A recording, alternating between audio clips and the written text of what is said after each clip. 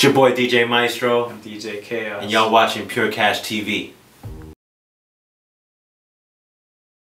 Our first mixtape was 1997. It was called Straight Out the Box. It's that cassette tape, right? I'll show it. This case, right? So this is Straight Out the Box. We put this out in 1997, right? And then if you look at the back of it, you'll see Mario and CeeLo. That's what we used to DJ under.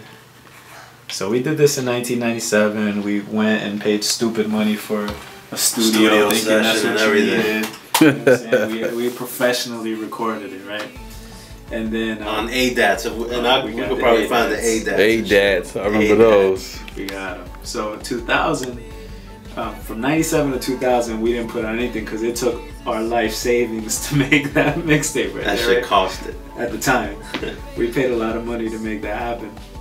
And then, you know, we were basically recovering after that. So 2000, you know, the technology had moved on, and we bought, what is that thing called right there, the one at the bottom? The DAT machine. A DAT, we bought a DAT. And, you know, we started to record it ourselves. And then what we did was, we used to rock on 4 turntables. And what we did is we put out a CD called Pandemonium, and if you listen to it, it's available on the website panicvision.com too. It's me and Maestro on 4 turntables, no edits. You couldn't do 4-track. We didn't have a 4-track. We were 4 turntables doing it all live. And so what we did is we recorded our mixes. We planned everything out, and then we just recorded. Right. And then what we did is we, you know, my brother Ruff, the Rude, Warheads, you know what I'm saying, CEO, OUC Films, Minds Combined. You know, he's been family for as long as I can remember. I've known that cat for 2 decades.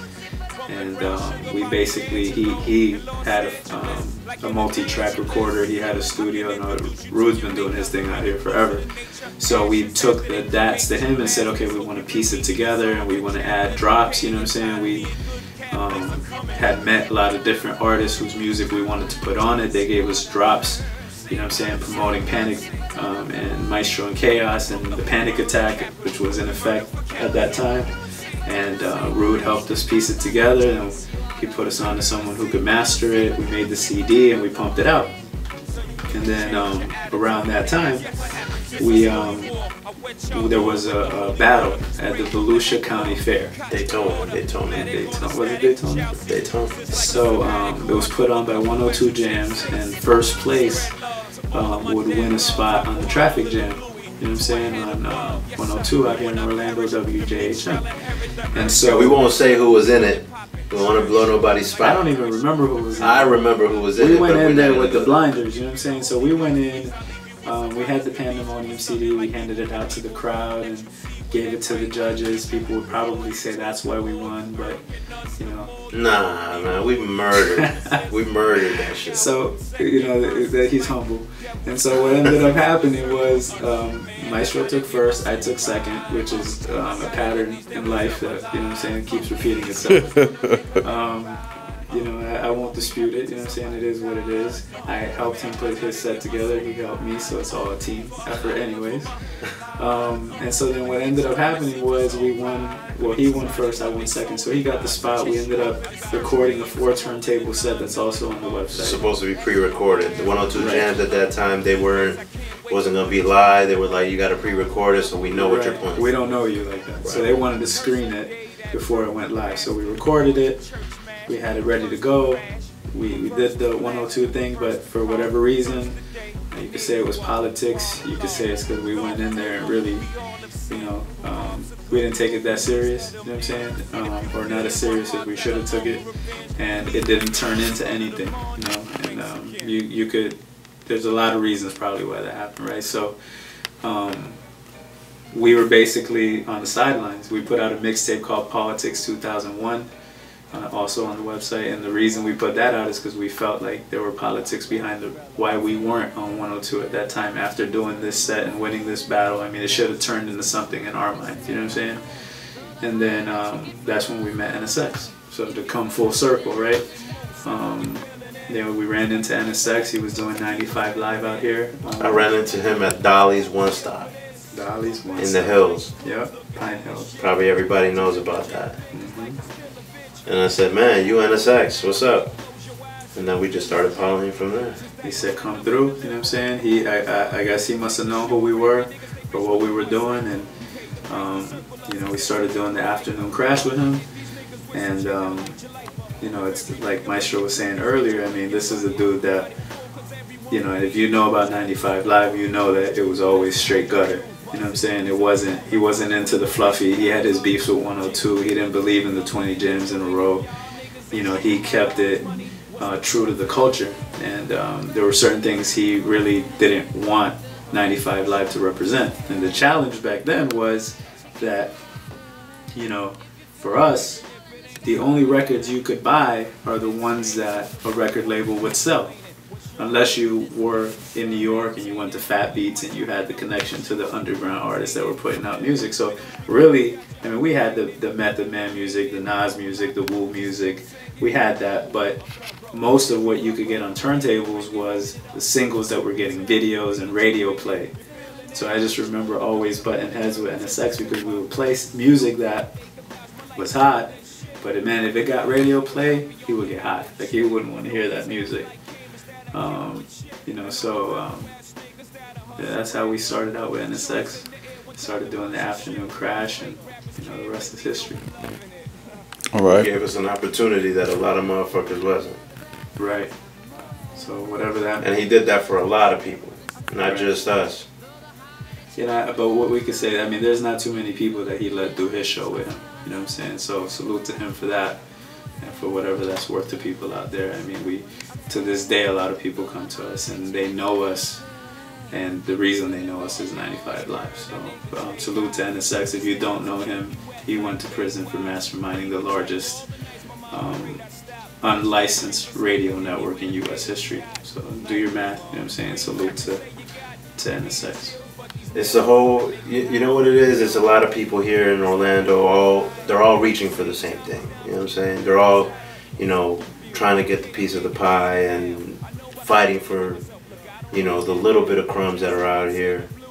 And I think that's the biggest obstacle. Everybody's fighting for the same thing and nobody's willing to help each other. You know what I'm saying? And now we're trying to break that. You know what I'm saying? With what we're doing with the internet, with the webcast, with Panic Vision, we're trying to include everybody because we're trying to break that down.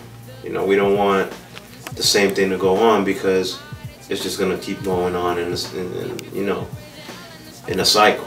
So if it's hot and if it's quality, we're going to support it. And that's what everybody should do. And that's the biggest obstacle. Nobody's supporting each other. Yep. You know what I'm saying? There's a crabs in a bucket mentality out here. You know what I'm saying? And really, what does that mean to you, that term, crabs in a bucket? it's like Maestro said, you know, it's a lot of people reaching for the same thing or the same goal. And I think their perception is that there's only so much to go around. And really, to me, what it means is that, and when I think about breaking that, it's really that we would all get so much more if we all joined forces and tried to go at this together, you know what I'm saying? So it's really just the idea that we're all going about this the wrong way. We're all trying to do it in our own lanes and not support the next man, where in reality, you know, us uplifting each other, you know what I'm saying, makes really this city and hip-hop in general isn't about one person. I mean, nobody's going to be bigger than the culture. So in reality, if all of us do our part in making our movement as a whole in Orlando bigger, then each of us stands to gain more individually. You know what I'm saying? The mentality is that you're going to gain something you can't gain something if that person is there. Like, you know, I don't want to gain something at the expense of somebody else. I want to gain it with the help of everybody else. Or we want to gain it with the help of everybody else. So, I mean, it's just about all of us working together, you know what I'm saying? Together, everyone achieves more, right? Team, salute to the whole home team. We hold everybody down. We call it the home team, you know what I'm saying? Orlando artists that are doing their thing. Berserk. There's really 2 pages. Family Matters Entertainment. There's more than one, you know what I'm saying? I'm going to grab this paper. I don't care if it's an interview. I don't want to forget nobody. You know what I'm saying? He did say Berserk, you know what I'm saying? Man, Shatta. Illustrate is covered on here. Also DJ Caesar, we fuck with Caesar. You know, he does his thing on DJ 102 Verse, Jams. Point Blank, RadioSmash.net. That's right. Jay Johnson, the firm, promoting shit out here. So I mean, it goes beyond just MCs. It could be DJs. It could be promoters. You know what I'm saying? Orlando's doing it big. In the words of, you know, Johnny Storm, Orlando's not to be fucked with. You know what I'm saying? It ain't all Disney and it ain't all, you know, Southern rap or Dirty South, as people call it. You know what I'm saying? There's real shit happening out here, and Panic Vision is gonna promote it. If you was on a stranded island and you could only pick 5 records to listen to for the rest of your life, what would it be? Albums? That's easy, guy. Do they have to be different, or can it be the same? Well, you just each say your 5. Okay. I'm gonna say Ready to Die. For sure. 1. I share that one. I'm gonna take this one right here.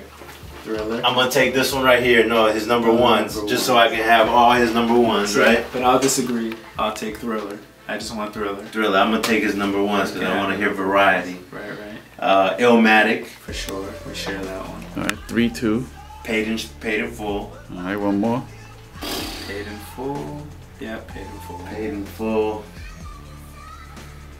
36 Chambers. And 36 Chambers. 36 Chambers. 36 Chambers. And I had my 5. This Thriller was one of my 5. All right. What's up? It's your boy DJ Maestro. And I'm DJ Chaos. You can find us in the next issue of Pure Cash Magazine. I hate no evil. I hate no evil.